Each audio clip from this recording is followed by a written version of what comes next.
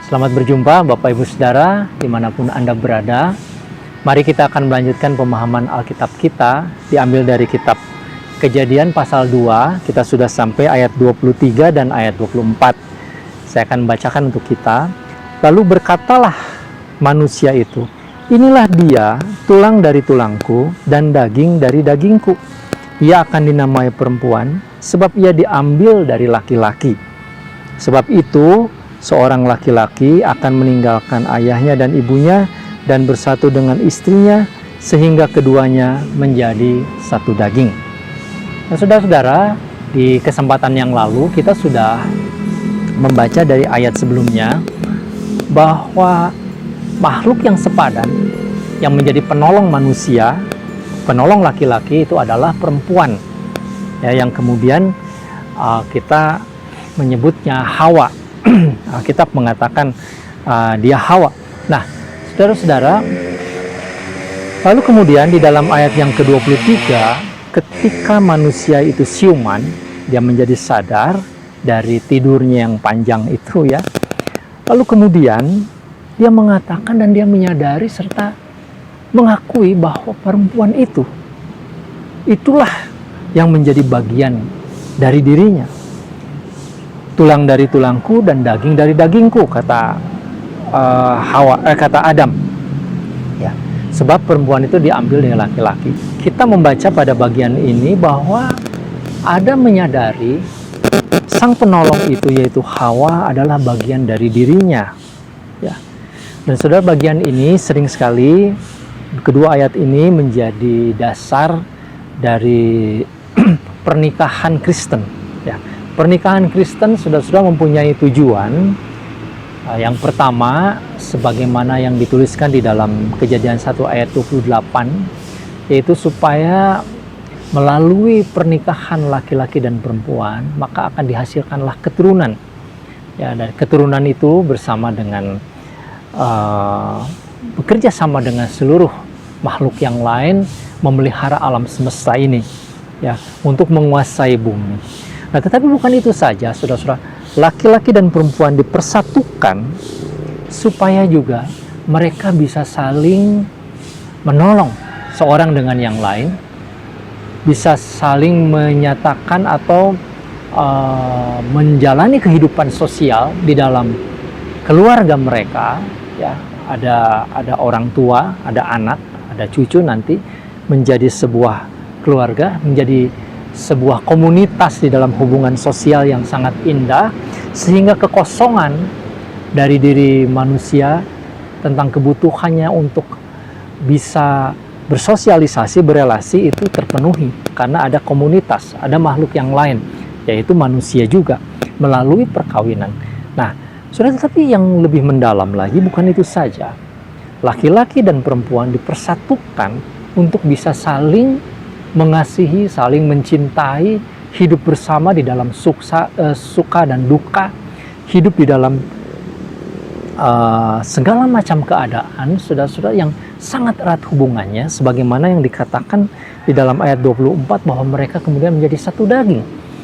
Dan wujud dari persatuan itu yaitu adalah di dalam hubungan seksual antara laki-laki dengan perempuan, yaitu antara suami dengan istri. Ya, pada waktu itu.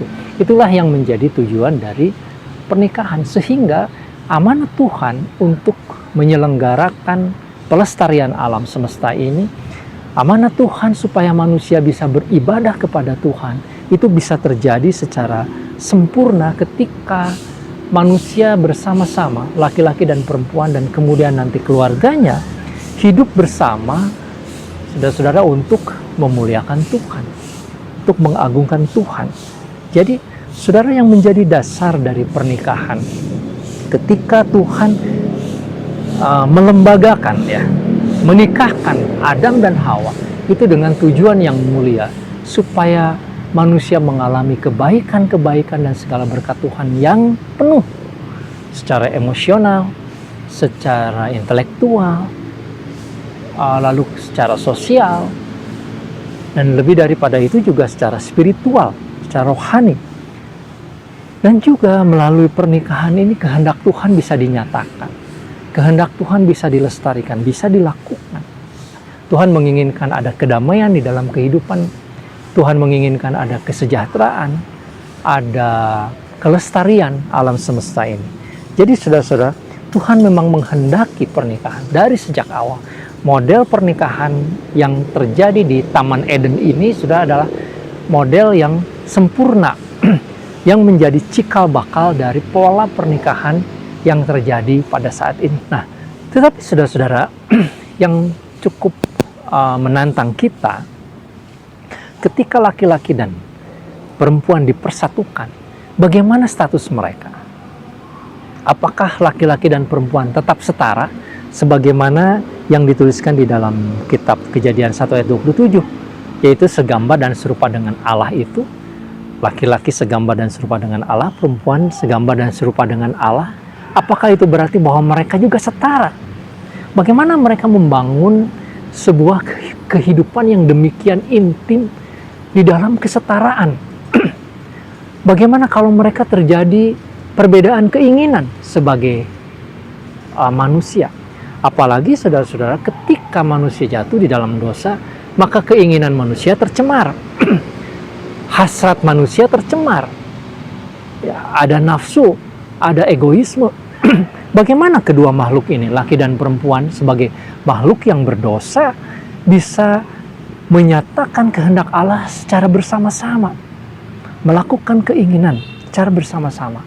Nah, maka saudara-saudara, yang ideal di Taman Eden itu, karena nanti di pasal 3 kita melihat kemudian ada kejatuhan di dalam dosa, maka kemudian Tuhan memberikan penuntun, Tuhan memberikan pengertian serta petunjuk bagaimana menjalankan kehendak Allah di dalam keadaan dunia yang berdosa itu nanti, saudara, yaitu yang seperti dituliskan di dalam kitab Perjanjian Baru. Nah, ada beberapa hal di dalam Perjanjian Baru. Saudara-saudara, dalam Perjanjian Baru, kesetaraan itu tidak dihapuskan. Berulang kali Tuhan Yesus menyatakan bahwa perempuan itu makhluk yang setara, ya, pribadi yang setara dengan laki-laki. Begitu juga Rasul Paulus di dalam surat-suratnya menyatakan tidak ada lagi laki-laki dan tidak ada lagi perempuan. Nah, tetapi saudara-saudara, kesetaraan ini tidak berarti kemudian bisa dijalankan di dalam kehidupan rumah tangga. Sebab pada kenyataannya, saudara-saudara, di dalam hubungan laki-laki dengan perempuan di dalam dunia yang sudah berdosa, maka kesetaraan itu harus diimbangi juga dengan pengaturan. Nah, pada saat pengaturan ini, maka saudara-saudara, yang eksplisit Rasul Paulus pernah mengatakan, sebagaimana Kristus menjadi kepala jemaat, maka di dalam rumah tangga, laki-laki adalah kepala dari perempuan. Di dalam surat Efesus pasal 5. Nah, saudara-saudara, apakah artinya laki-laki sebagai kepala bagi perempuan? Apakah itu berarti saudara-saudara laki-laki punya otoritas lebih besar, bisa menghambakan perempuan, bisa memperbudak perempuan dengan otoritas itu? Apakah itu berarti saudara-saudara bahwa laki-laki itu menjadi sumber yang bisa dieksploitasi oleh perempuan? Karena dia sumber, maka perempuan itu bisa mengambil kehidupan laki-laki untuk kepentingan dirinya. Apakah demikian? Saudara-saudara, pemahaman yang sangat adil dan sangat sehat sebetulnya itu merujuk kepada tanggung jawab. Saudara, kalau perhatikan di Efesus pasal 5 ayat 22, ayat 23 dan selanjutnya, maka meskipun laki-laki adalah kepala, tetapi dia adalah kepala yang bertanggung jawab. Dia adalah kepala yang berkorban bagi perempuan. Dia adalah kepala yang bukan menunjukkan otoritas, tetapi justru melakukan pelayanan atau melakukan pengorbanan. Sama seperti Kristus yang berkorban bagi jemaatnya. Ya, dia sudah mati di kayu salib untuk menebus kita. Begitulah seharusnya laki-laki kepada perempuan. Tetapi juga saudara-saudara, tanggung jawab ini memiliki arti juga bahwa tanggung jawab dalam hal memimpin, dalam hal mengatur, dalam hal menentukan arah. Meskipun laki-laki perlu bertanya, perlu melakukan semacam kesepakatan dengan perempuan, tetapi laki-laki perlu mengetahui arah, mengetahui visi, mengetahui kehendak Allah, sehingga melalui laki-laki lah lalu kemudian rumah tangga ini dijalankan mau menjadi seperti apa. Sama seperti Kristus yang memimpin jemaat. Ya, jadi ada kepemimpinan, tetapi juga sekaligus ada pengorbanan, ada pengaturan, sekaligus juga ada pelayanan di sana. Saudara-saudara, laki-laki dituntut oleh Tuhan untuk mengasihi seperti Kristus mengasihi jemaat. Tetapi perempuan juga dituntut untuk tunduk kepada kepemimpinan laki-laki. Sebagaimana jemaat juga tunduk kepada kepemimpinan Kristus. Ya. Nah, inilah pola yang harus terjadi dan menjadi tantangan bagi kita. Apalagi di masa saat ini, saudara-saudara, zaman sudah sedemikian berkembang. Ada banyak hal di dalam pernikahan yang menjadi rumit, menjadi tidak sederhana. Waktu kita banyak tersita, apalagi waktu ibu-ibu, karena ibu-ibu sekarang, perempuan sekarang bukan saja perempuan yang mengurus anak di rumah, tetapi juga bekerja di kantor misalkan, berbisnis di luar, meskipun online, tetapi waktunya tersita. Saudara-saudara, pada waktu yang lalu mungkin agak sedikit lebih jelas mengenai peran, tetapi sekarang bisa saja perempuan mempunyai uang lebih banyak daripada laki-laki. Nah, istri bisa menghidupi keluarga karena situasi tertentu. Dan saudara-saudara, situasi seperti ini menjadi sedikit agak sulit. Nah, meskipun demikian, saudara, ada banyak variasi, ada banyak kendala di dalam rumah tangga. Apalagi pendidikan sekarang sedemikian berkembang sehingga pengetahuan kita laki-laki dan perempuan menjadi tidak seimbang barangkali.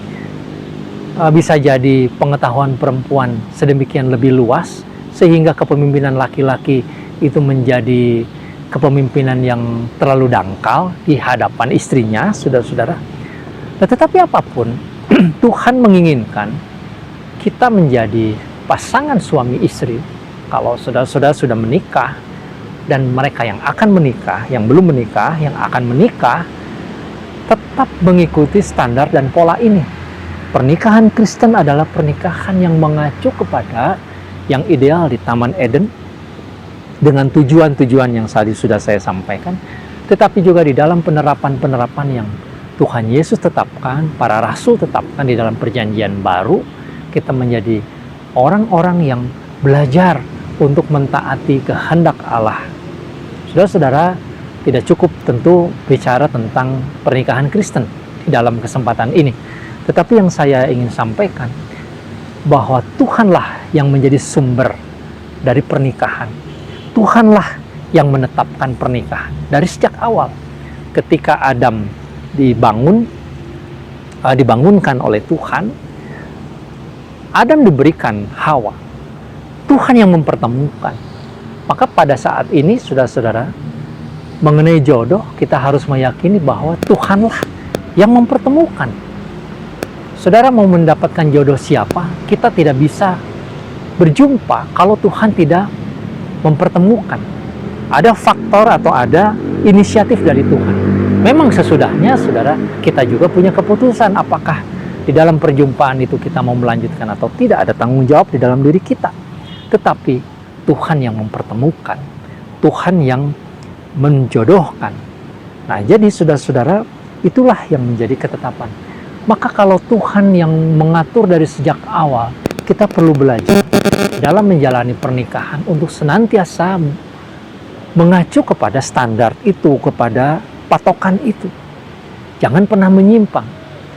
Semodern, bahkan pasca modern saat ini, saudara-saudara, seberkembang apapun zaman, tetap prinsip tidak berubah, ya. Dan inilah yang akan melanggengkan, yang akan memperkuat pernikahan. Nanti di dalam pertemuan-pertemuan kita berikut, saudara-saudara, saya akan secara khusus menunjukkan ada kasus-kasus atau ada isu-isu besar sekali yang mengganggu prinsip ini. Ya, nanti di dalam pertemuan berikut saya akan menyampaikan isu-isu apa dan sangat-sangat relevan dengan situasi sekarang. Tetapi pada saat ini, saudara, saya ingin menyampaikan bahwa Tuhan sudah memberikan standar, sudah memberikan pola, Tuhan sudah menunjukkan satu ukuran bagi kita, bagaimana kita seharusnya membangun sebuah keluarga, ya, keluarga Kristen, yaitu yang sesuai dengan kehendak Tuhan di pasal 2 ayat 23 dan ayat 24 ini. Tuhan memberkati kita. Mari kita berdoa. Bapa di surga, tolong kami, khususnya bagi kami yang sudah menikah, sudah membangun rumah tangga, supaya kami tetap kembali kepada patokan standar kebenaran firman Tuhan. Bagi saudara-saudara kami yang belum menikah, biarlah mereka melihat pernikahan sebagai sesuatu yang indah, yang menjadi kehendak Tuhan, mempersiapkan diri untuk menjadi keluarga-keluarga Kristen yang melaksanakan amanat Tuhan di bumi ini. Terpujilah namamu dalam nama Tuhan Yesus. Amin. Tuhan memberkati kita.